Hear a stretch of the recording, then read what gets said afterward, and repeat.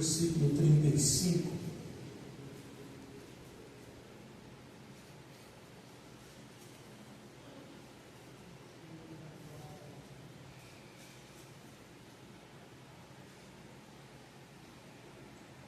Todos acharam? Amém. Jesus apazigua a tempestade. E naquele dia, sendo já tarde, disse: passemos para outra margem. E eles, deixando a multidão, levaram consigo. E assim como estava no barco, havia também com eles outros barquinhos. E levantou-se grande temporal de vento, e subia as ondas por cima do barco, de maneira que já se enchia de água. E ele estava na polpa, dormindo sobre uma almofada. E despertaram, dizendo: Mestre, não te importa que perecemos? E ele, despertando, repreendeu o vento e disse ao mar: cala-te e aquieta. E o vento aquietou, e houve grande bonança. E disse: por que sois tão tímidos? E ainda não tendes fé? E sentiram um grande temor, e dizia uns aos outros: mas quem é esse que até o vento e o mar lhe obedecem? Amém? Glória a Deus. Tome o seu assento, meus irmãos. Passagem bem conhecida, né? Texto muito pregado em nossos púlpitos. Prestamos bem atenção no texto, na leitura que nós fizemos. Um texto bem conhecido, e eu me preocupo quando é um texto muito conhecido, porque fica difícil de você extrair alguma coisa diferente do que já ouvimos, né? Isso me preocupa muito, porque senão parece que a gente está repetindo o que o outro já pregou. Mas vamos lá. O texto diz: já é tarde. O texto começa assim: e Jesus dá uma ordem, ou Jesus os convida, dizendo: já é tarde, passamos para o outro lado. Preste bem atenção para a gente entendermos algumas coisas dentro desse texto bem conhecido seu. Eles estão em um local onde eles têm estabilidade. Eles estão num terreno firme. Eles estão em terra. Jesus vai dar uma ordem para ele. A hora é avançada. Entramos no barco e vamos passar para o outro lado. Jesus está garantindo a eles que eles vão chegar do outro lado.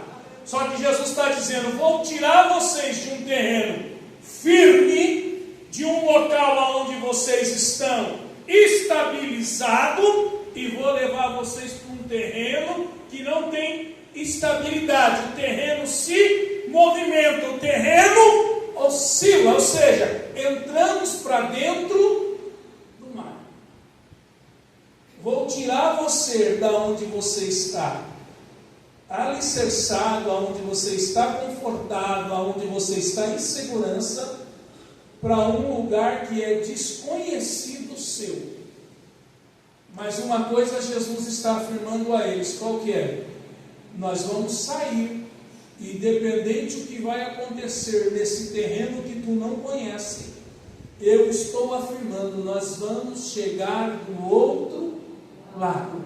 Jesus não está dizendo para você, passe você. Jesus está dizendo, nós passaremos. Jesus não está dizendo, ei, entra no barco e vai. Jesus está dizendo, entra no barco que eu irei convosco. Ou seja, Jesus está prometendo estar conosco. É algo diferente, é algo desconhecido, é algo que me assusta, é algo que oscila, é algo que movimenta o barco para um lado, para o outro, mas Ele está dizendo: estarei presente, estarei com vocês.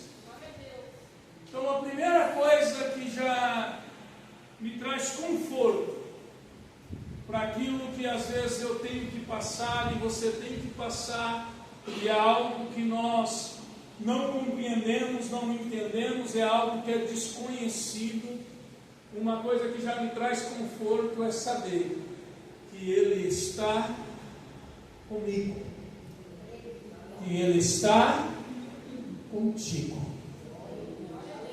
Há um texto bem citado: se passares pelas águas, elas não te submergerão. Se passares pelo fogo, chama alguma arderá em ti. Não tem nada a ver o fogo que Jesus está dizendo aqui, se passares pelo fogo. Mas vamos imaginar aqui o povo caminhando no deserto, 45 graus na cabeça, mas o corpo não arde, a pele não arde, porque Jesus prometeu que estaria com eles. Há uma nuvem cobrindo, trazendo a eles sombra, tranquilidade no caminho. E Jesus nos promete isso. No fogo não vai arder na sua pele. Nas águas, elas não vão te submergir. Então a gente aprende que se Ele deu uma ordem, se a gente obedece, Ele está conosco. Agora tem uma coisa que me fez pensar dentro desse texto. Não confunda ser alguém obediente ao que Deus manda e alguém que tenha intimidade com Deus. Eu posso ser obediente ao meu Pai, mas não ser íntimo do meu Pai. Eu posso lhe obedecer por respeito, por temor, mas não ser alguém que tenha afinidade e ser próximo. Os seus discípulos lhe obedecem, mas o texto demonstra que eles ainda não eram íntimos de Jesus. Olha o que a Bíblia nos ensina: que o servo é aquilo que só faz o que lhe manda. Mas o íntimo ou o amigo não é aquele que você diz, pega, vai. Ele faz o que não precisa alguém mandar, ele sabe o que precisa ser feito. Ser íntimo é diferente de ser servo. O servo é aquele que obedece. Ninguém deu a ordem, eu não faço. Ninguém pediu, eu não faço. Não. Mas o amigo não precisa pedir e mandar. Ele olha e diz: precisa ser feito, precisa ser realizado. Segunda coisa, eu posso estar no mesmo ambiente que você e não ser íntimo a você. Não acontece isso na igreja? Nós dizemos o que aqui? Que todos nós somos irmãos, somos o corpo, mas todos nós aqui somos íntimos. Então, estar onde Jesus está não significa que eu sou íntimo de Jesus. Então, já quero abrir um parênteses para te dizer que estar na igreja não quer dizer que você é íntimo de Jesus. Frequentar uma instituição, frequentar uma organização religiosa, não quer dizer que você é íntimo ao Senhor.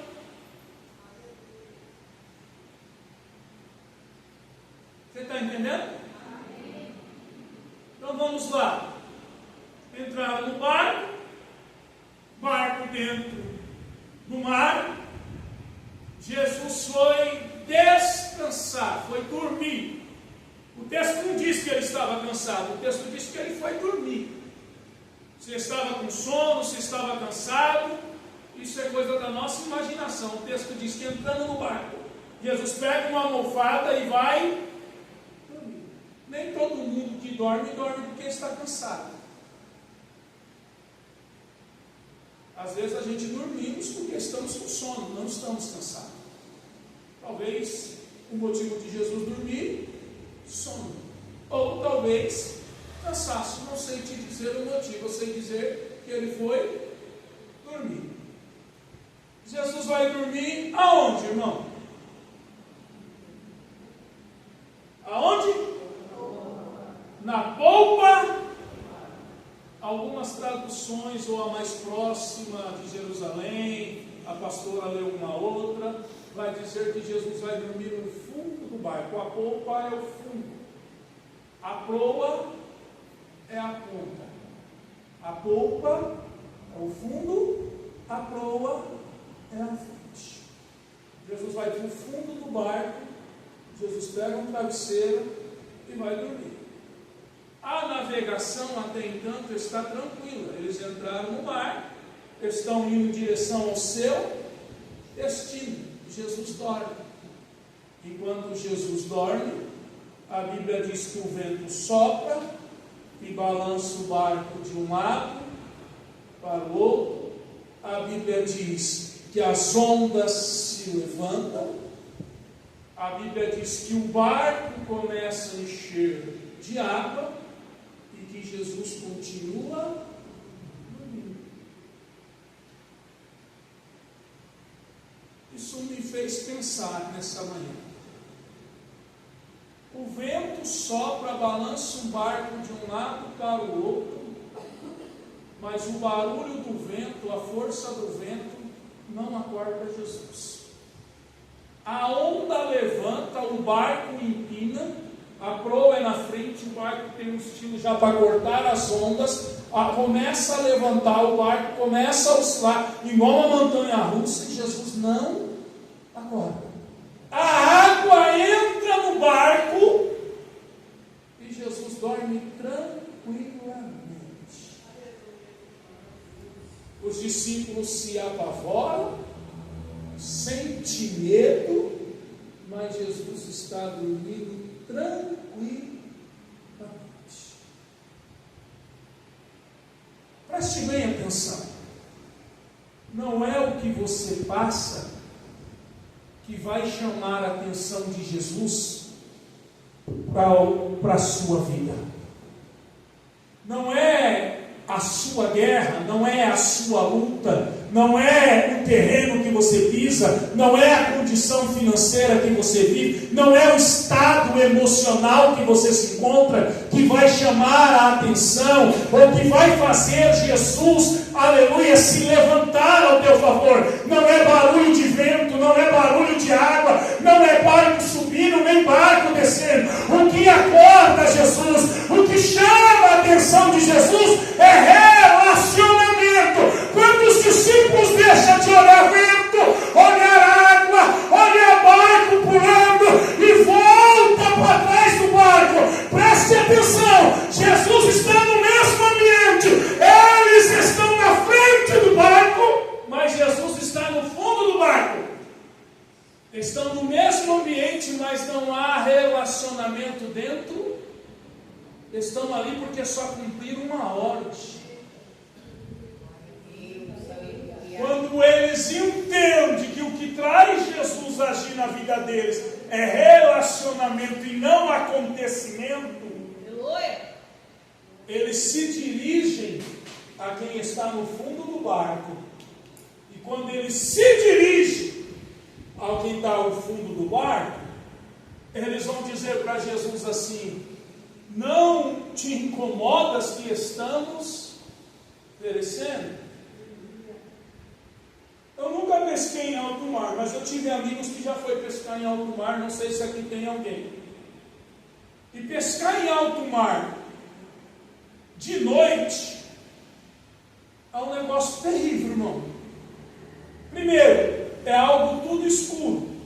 Segundo, o mar, se estiver bravo, como no caso que aqui está, quem não tem o costume ruim, passa mal, porque enjoa e não consegue ficar de pé, porque é saculejo para todo lado no barco, como diz o nordestino.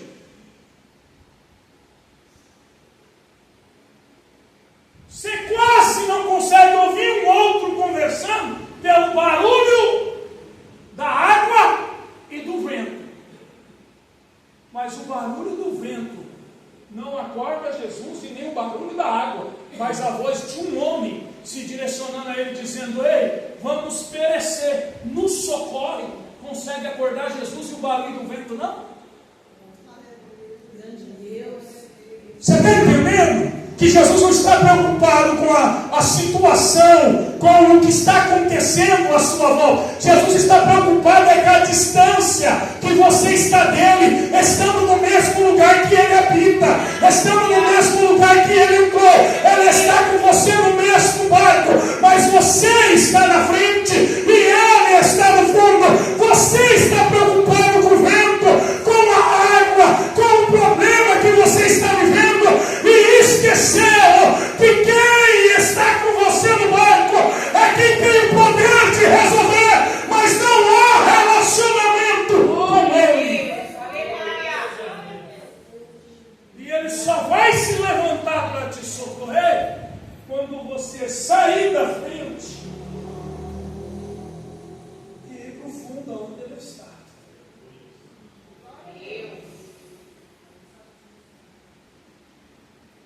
Talvez não é uma questão de direção. Talvez ele até conduzia bem o barco.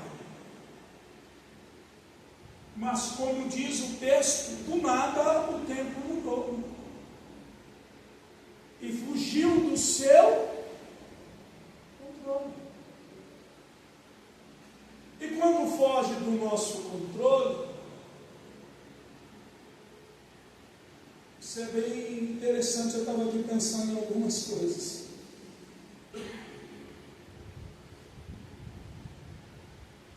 Eu fico lembrando de Salomão. Ele pediu para Deus dar a ele sabedoria.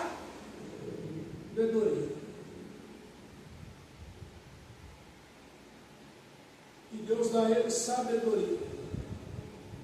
Mas aonde se usa sabedoria?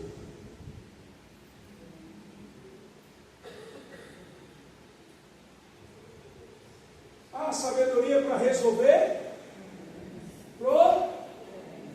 Então, o fato de eu saber que Deus me deu sabedoria, precisa surgir um problema para que eu resolva, para que eu olhe e diga: Deus me deu o dom de saber.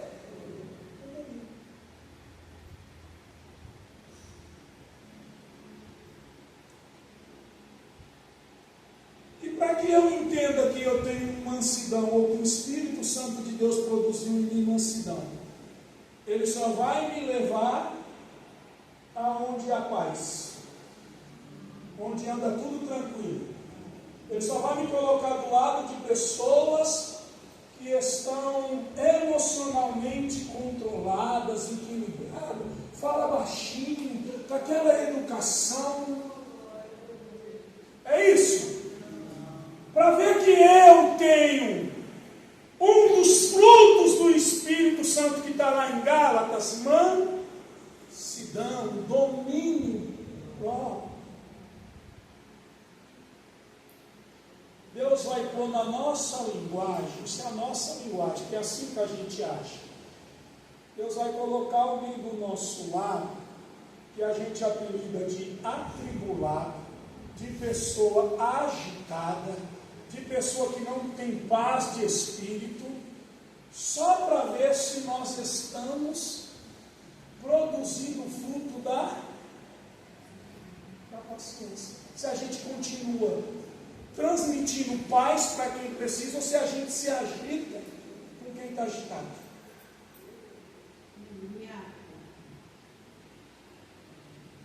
O que Jesus quer mostrar para os discípulos?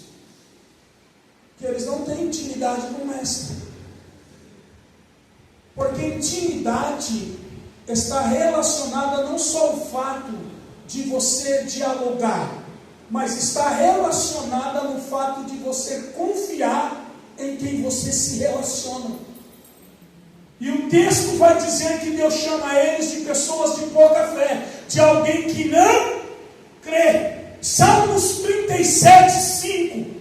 Entrega o teu caminho ao Senhor, confia nele e tudo fará. Então a minha fé, ou melhor, quando você vai para o Velho Testamento, você não acha a palavra fé, a não ser em Abacuque. Que Abacuque vai dizer, o justo viverá pela fé. No Velho Testamento a palavra fé está voltada a confiar. Os que confiam no Senhor são como os montes de Sião. Confiança no Velho Testamento é querendo dizer assim, os que creem, os que se relacionam, os que estão envolvidos nele.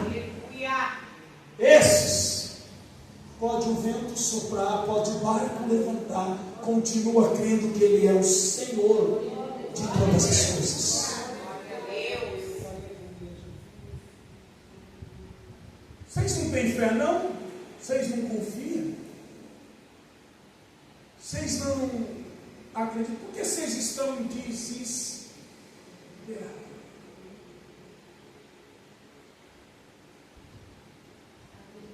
Eu amo, irmãos, eu amo Jesus, porque como a pastora Thaisa diz, a pastora de vocês, a minha esposa, Jesus, ele é simples. Jesus, ele é simples. Eu não estou dizendo que você não tem que ter conhecimento, que você não tem que estudar, que você não tem que se formar, não é isso. Eu estou dizendo que Jesus, ele preocupava de uma forma mais prática ensinar as pessoas. E Jesus conhecia o que é a ansiedade humana, como o ser humano é ansioso, é medroso, que ele se paralisa em qualquer situação. E Jesus vai dizer a seguinte coisa: não vos preocupeis com o amanhã. O amanhã não vos. Mas se preocupar com o que? Aí Jesus mata a charada. Vocês estão preocupados com o que vai comer, com o que vai beber, com o que vai vestir, com o que tem que pegar. Vocês estão aqui no presente, mas a mente de vocês está no futuro. Vocês já estão pensando no amanhã e nem viveram hoje. Dá uma olhadinha para os campos. Nem Salomão, com tanta sabedoria e alta posição, com tanta riqueza, se vestiu como lírios. Olha para as aves do céu. Veja se elas trabalham na roça, se elas trabalham no campo. Elas não plantam, nem regam, mas Deus os alimenta.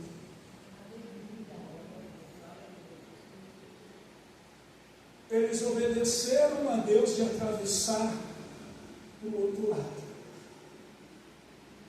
Eles sabiam que Jesus estava com eles presente, mas que eles não eram íntimos de Jesus.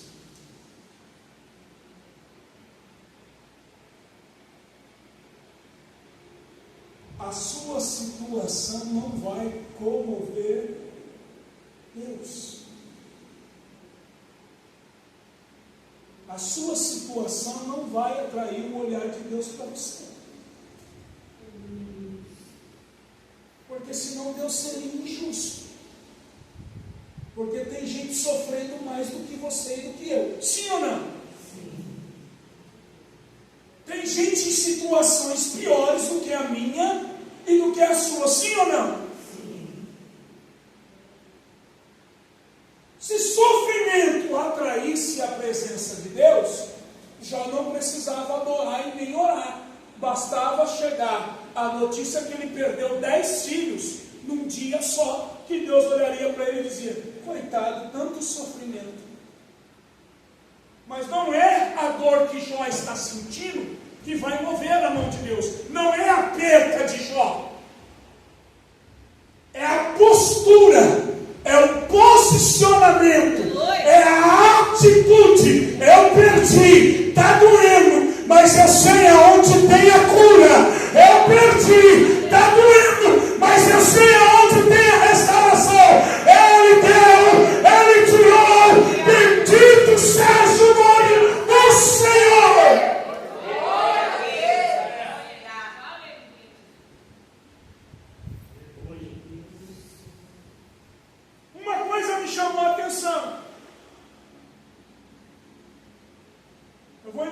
esse texto rapidinho e vou voltar para encerrar a mensagem. O inimigo não se levanta atacando primeiro a família de Jó. Qual é a primeira coisa que o inimigo ataca na vida de Jó? É quem? Os bois. É quem? Os animais. Aí alguém vai dizer, então foi a vida financeira. Não. Não tem nada a ver com o financeiro. Ele ataca aquilo que Jó estava preparado e apto a buscar para trazer ao altar e sacrificar pela madrugada. O que ele vai tirar de Jó é o que Jó tem para oferecer a Deus. Os inimigos entram, roubam tudo que Jó tem de animal, porque a Bíblia diz que de madrugada Jó oferecia os seus animais em sacrifício. Então, quando os vizinhos entram na fazenda de Jó e roubam todos os animais, o inimigo olhou e diz assim: agora ele não tem o que ofertar, ele não tem o que adorar, não tem mais gado, não tem mais ovelha, não tem mais bois, e agora? Qual vai ser a atitude dele? Eu fico pensando, irmão, o texto não diz, mas acredito eu, que isso acontece até conosco. Eu fico pensando, Satanás olhando, chega o segundo e diz que o Silas morreu, e Satanás diz, ele não tem adoração para oferecer, não tem mais altar, ele não vai conseguir se direcionar a Deus, ele não vai conseguir ter relacionamento com Deus, porque o relacionamento dele com Deus dependia do altar, daquilo que ele sacrificar. Satanás está do lado olhando, dizendo, agora ele murmura, agora ele diz isso, porque agora ele tem como argumentar para Deus: eu parei de te adorar, eu parei de te servir, porque foi me tirado a minha oferta. Como eu vou te adorar se eu não tenho o que ofertar? Talvez você entre aqui com essa desculpa dizendo: como eu posso te prestar um culto melhor se eu estou triste? O diabo roubou a minha alegria. Como eu posso te adorar se o diabo arrancou isso de mim ou aquilo de mim? Eu quero te dizer que Jó nos ensina: nós não dependemos de animal, nós dependemos dele. Aleluias! E Satanás olhava e dizia: e agora acabou a vida espiritual dele, eu arranquei tudo o que ele poderia oferecer. Mas eu fico olhando, irmão, eu fico imaginando Satanás do lado de Jó dizendo: acabou o culto, acabou a vida espiritual, acabou o altar, os bois foi tirado, eu arranquei aquilo que trazia ele até o altar, ele não tem o que oferecer. Irmão, é como esse irmão, Jó vai dar um soco na cara de Satanás, não que Satanás esteja visto, Satanás está olhando e está dizendo: agora ele para, agora ele murmura, agora ele vai argumentar dizendo: eu não faço porque me tiraram, eu não faço porque eu não tenho, eu não faço porque está sólido, eu não faço porque está chovendo, eu não faço porque eu estou desempregado, eu não faço porque eu estou trabalhando. Ou seja, Satanás está dizendo: agora ele tem motivo para dar desculpa. E Jó olha e diz assim: ele me deu, ele tirou, mas bendito continua sendo o nome dele nos meus lábios. Eu não tenho boi para ir até o altar, mas eu continuo servindo. Ei, irmão, eu acho que Satanás não esperava por essa. Quando você vê Paulo dizendo: quando eu acho que eu estou forte, é o que eu estou fraco, e você começa a estudar o contexto, é como se Satanás estivesse do lado de Paulo de novo, dizendo: agora eu pego ele, agora ele vai abrir uma cilada, agora eu vi que ele está debilitado, agora eu vi que ele está fraco. Aí de repente Paulo diz assim: quando eu acho que eu estou forte, eu estou fraco. mas quando eu estou fraco, é aí que eu sou forte. Aí Paulo olha e diz, aí eu entendo que eu não posso nada, e Satanás olhando dizendo, ele vai dizer que não aguenta mais e vai parar. Aí Paulo abre a boca dizendo assim, mas eu tudo posso,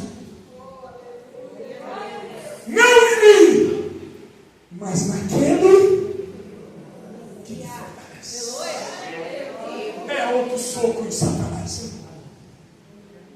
É outro soco de Satanás. Bem nada. Mas vamos voltar para a mensagem. Estão com Cristo, obedecendo as suas ordenanças, mas ainda não têm uma maturidade espiritual por falta de um relacionamento que eles ainda não são íntimos do seu mestre.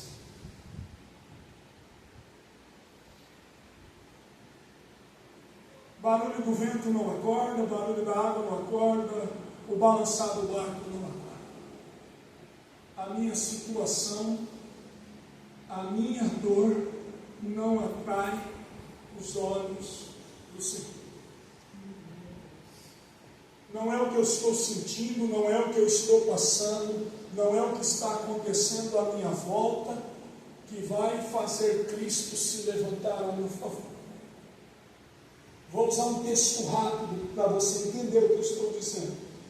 Todo dia, o cego, conhecido como Bartimeu, é levado à beira de um templo para pedir esmola. O texto vai dizer que ele anda à beira do caminho, ele vai todo dia lá, todo dia, desde que ele foi cometido por uma cegueira, desde que ele perdeu a sua visão, ele vai ao local pedir esmola. O sofrimento dele só cessou o dia que ele entendeu e que ele ouviu, porque ele não via, que Jesus entrou na cidade e que ele clamou a Cristo. Não foi a cegueira dos olhos, não foi o estado de mendigo que atraiu o olhar de Cristo. Foi chamar Cristo, foi invocar o nome de Jesus. Não é o teu sofrimento. Esquece. Para de fazer carinha do cachorro do pica-pau, aquele bem orelhudo. Essa carinha de triste, essa carinha do gato do Shrek não vai atrair o olhar de Cristo para a sua vida. É posicionamento. Eu não tenho força, eu não tenho boi, foi tirado o boi do altar. Mas eu estou aqui de joelho, porque ainda que o Senhor me mate, é em ti que eu espero. Está soprando vento, o barco meu está balançando, eu não conheço esse terreno que eu estou, mas o Senhor disse que eu ia chegar do outro lado, o Senhor está dentro do barco, eu estou no barco, mas eu não estou me relacionando contigo, mas hoje eu mudo a minha posição, eu saio da frente da direção e eu convido o Senhor a tomar a direção do barco. Eu convido o Senhor a tomar a frente da navegação. Hoje eu vou acordar o Senhor. Não que Jesus ainda esteja dormindo, porque o nosso Deus não dorme. A Bíblia diz, não dominará o guarda de Israel, nem tosquelejará. Mas o dormir, no texto, o dormir é o silêncio de Deus. Ou seja, Deus não está falando, Deus não está se movimentando, Deus não está agindo. Quem vai fazer Deus agir é você. E pior que a gente sabe, não sabe, irmão? Sabe ou não sabe? Mas a gente fica dando desculpa que os bois foi roubado. A gente sabe ou não sabe? A gente sabe que a gente levanta para ir no banheiro achando que era só para ir no banheiro de madrugada, e a gente volta a dormir, rola para um lado, rola para o outro, rola para um lado, rola para o outro, rola para um lado, aí a gente levanta e diz, que noite tribulada. Ô irmão, chama Jesus de tribulado não. Às vezes era ele te convidando para ir orar, era ele dizendo, sai da frente do barco e vem para o fundo. Aleluia. Mas a gente tem preguiça, né? E aí a gente diz, Jesus é tribuloso, tribulou minha noite, e era Ele te convidando, era Ele te chamando para um relacionamento, para um particular. Quando Jesus se coloca de pé, qual que é a ordem que Jesus dá, irmão? Qual é a ordem? Cala-te e aquieta-te. Mas para quem? Do mar, do vento. Jesus manda o mar, então o mar fala. Cala-te! Jesus está querendo dizer, você está fazendo muito barulho. Eu estou te dando uma ordem agora. Fique calmo, aquieta. Vento! Pare, você está soprando. Jesus olha para eles e diz, homens tímidos, medrosos, de pouca. Mas se você ler o último versículo, eles não se sentiram ofendidos com as palavras de Jesus, eles estão elétricos, chocados, eles estão no topo olhando, dizendo, você viu isso? Quem é esse? Ué, eles só descobriram quem é esse quando eles viram o vento e o mar. Então realmente eles não sabiam quem estava no barco. Sim ou não? Esse negócio que eu tenho que ver para crer não é coisa de crente. Esse negócio que eu só acredito que Deus muda a vida quando Deus se revelar na minha. Se você não acredita nele, Ele não vai se revelar. Ele não se revela para quem não crê nas obras dele. Ele não se revela para quem não tem relacionamento com Ele.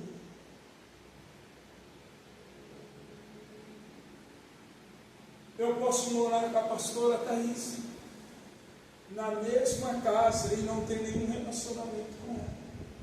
Quantos casais vivem assim, separados, no mesmo teto? Que Deus quer de você, primeiro, tenha relacionamento com Ele. Segundo, se você tiver relacionamento com Ele, você vai vir para a casa dele, você vai estar na sua casa, você vai estar no seu carro, porque você não vai ficar apego ao local, porque na igreja Deus está, não, Deus está onde você tem relacionamento com Ele. Quem vem para a igreja à procura de Deus só na igreja, é porque não tem relacionamento com Deus. Eu vou mais além. Eu só cheguei na igreja com a minha família porque eu tenho um relacionamento com Ele, porque foi Ele que me trouxe. Foi Ele que te trouxe.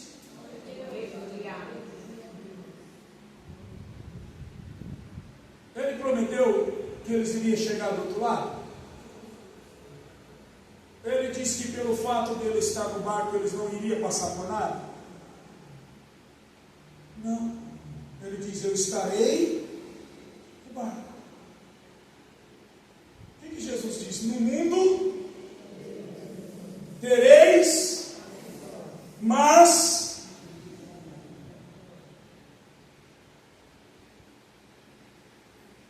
como que é o versículo? Como termina? No mundo, mas tente.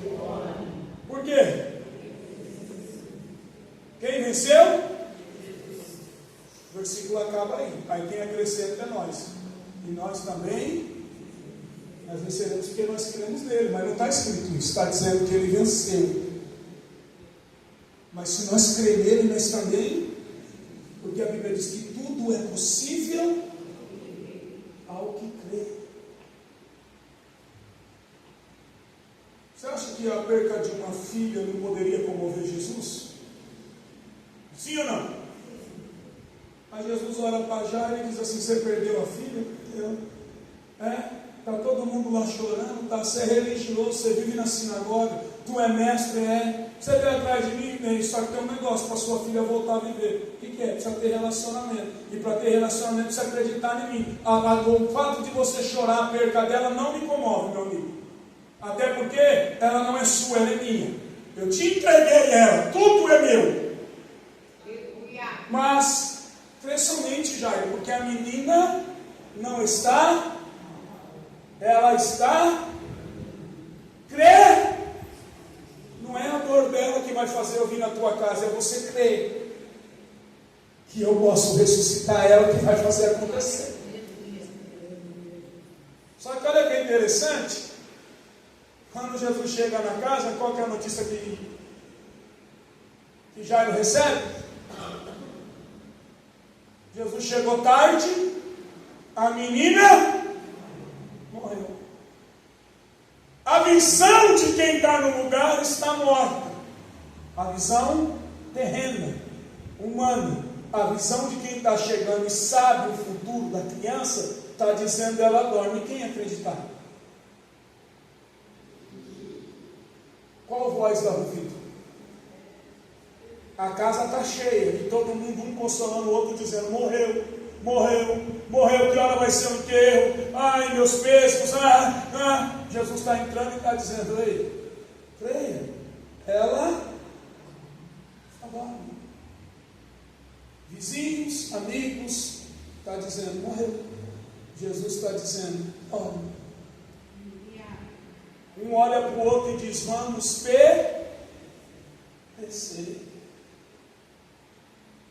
A tempestade está forte demais, o barco está enchendo de água. Alguém olha e diz: ei, tem alguém aqui dentro que ainda pode resolver. Vamos acordá-lo, vamos chamar a atenção dele, vamos falar com ele. Aleluia. Ei, já tinha gente desesperado lá, mas quer alguém, eu não sei se Pedro, não fala o nome do discípulo, mas alguém, mesmo com medo, vai dizer: Jesus, acorda, por favor. Estamos apavorados, estamos com medo. Eu já falei 3 vezes que eu vou parar, mas Deus está me dando mais um texto. Eu não posso sair daqui com isso. Eu não li, eu não estudei isso, eu só estudei esse texto. Mas tudo que Deus está dando fora desse texto aqui tem endereço certo. Aleluia. O problema é que esse problema já passou na mão de muita gente. Quando muita gente não resolve esse problema, a gente não acredita que esse problema tem solução. Está entendendo? Esse problema já passou na mão de muita gente. E toda vez que passa na mão de alguém que alguém não resolve, eu não consigo crer que esse problema vai ter solução. Como assim, pastor? Jesus, eu já trouxe meu filho, os seus discípulos resolveram o problema e eles também não Eu já levei essa criança em tudo que era lugar. Por último, foi os teus obreiros. Aí Jesus olha para ele e diz assim: você crê? Aí ele olha e diz: médico, psicólogo, tudo que nós poderíamos citar nos dias de hoje. Ele olha e diz assim: já levei o problema para todo mundo prega o problema e diz: pode ser isso, pode ser aquilo, e ninguém resolve. Trouxe para os que andam com o Senhor e não resolveu. Ele olha e diz: Jesus, estou crendo não, esse problema já passou na mão de muita gente, eu não consigo mais crer que esse problema vai ter solução. Mas tem uma coisa, Jesus, eu ando meio incrédulo, mas tem de misericórdia, ajuda na minha incredulidade. Me entenda que a minha incredulidade é porque esse problema já correu na mão de muita gente, já me trouxe esperança. Alguém disse: vai dar certo e fracassou. Alguém disse: olha, a porta vai abrir, não abriu. Alguém disse: olha, Deus está entrando e nada mudou. Então quando alguém me fala isso, porque já ouvi muito isso, não consigo mais crer no que está sendo dito. Além do problema que eu tenho com esse familiar, me gerou agora um problema espiritual, porque eu não consigo mais acreditar. Mas tem uma coisa, me ajuda aí na minha incredulidade. Seu problema pode ter passado na mão de muita gente capaz de resolver. E muita gente capaz de resolver não conseguiu resolver o seu problema. O seu problema pode ter chegado em muitos gabinetes de pastores. O seu problema pode ter chegado em muitas reuniões de oração. O seu problema pode ter subido um monte, pode ter enfrentado madrugadas de vigília. E pode você não ter alcançado a resposta. Eu quero te dizer uma coisa: se você colocar na mão dele e você crer, eu te garanto que na mão dele tem solução. Porque passou pelos obreiros, e os obreiros não resolveram. Mas quando ele viu, eu já estou ficando incrédulo, é tanta promessa, é tanta promessa, e algumas têm até prazo, né, irmão? Esse ano eu vou fazer. Como eu me preocupo com isso? Conta 7 dias. 7 dias! Aí o crente já vai para a folhinha, sai do culto para não esquecer. Hoje é dia tal, mas 7 dias vai dar tal. Aí fica. Chega no 7º dia, nada acontece. Aí vem murcho, frustrado. Não é? Você acha que pastores não passam por isso? Mas uma coisa eu vou te dizer: não vivo por vista. A minha fé não está em profecia. A minha fé está na palavra de Deus. Se a porta abrir, glória a Deus. Se não abrir, aleluia, eu não saio do lugar que eu estou.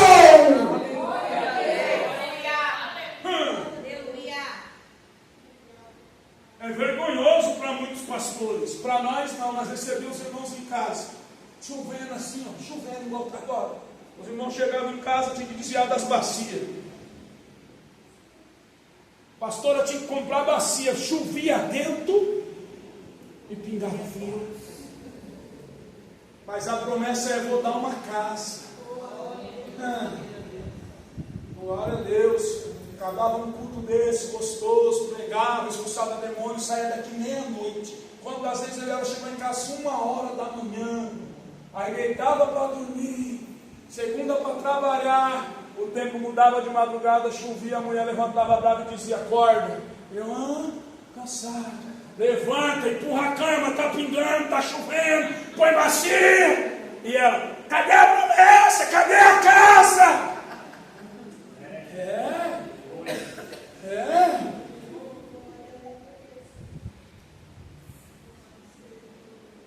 É assim, não é, irmão? Parece que Deus vai testando a nossa resistência para ver até onde nós aguentamos. Mas sabe por que Ele testa até onde nós aguentamos? Porque quando Ele vê que nós não aguentamos mais, a gente se rende. O que Deus quer que a gente se rende.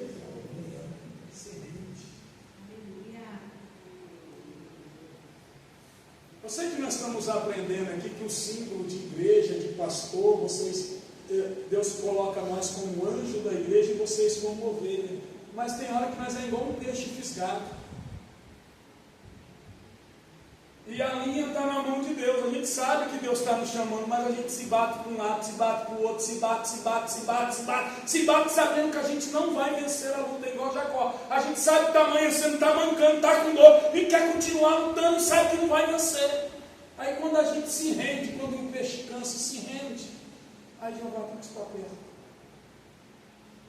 É assim. Que Deus quer que a gente se rende, que a gente se entregue. E aí, pastor, veio a casa? Não a própria, mas veio. A pastora testemunhou aqui. Mãe construiu uma casa em cima do comércio, 3 cômodos, novinha, alugou só com uma pessoa. O rapaz saiu, danificou um pouquinho a pintura, algumas coisas. Eu estou lá na casa, saída do fundo, saí com uma melhor de 3 cômodos para frente, que já não chovia. As irmãs já teve lá também, só que era de telha, era baixinho, mano. Baixinho, no calor desse aqui, era Sadraque, Mesaque e Abidineiro dentro da fornalha dele. Vai dando glória a Deus, aleluia. Não tinha forno, os irmãos foram em casa, simples. Aí mamãe um dia eu saí e falou: preciso pintar essa casa para alugar. A pastora foi numa tarde da bênção, levantou mais uma. Dessas que, opa, o pastor ali já vem, papai. Olha, entrega a chave da casa na tua mão.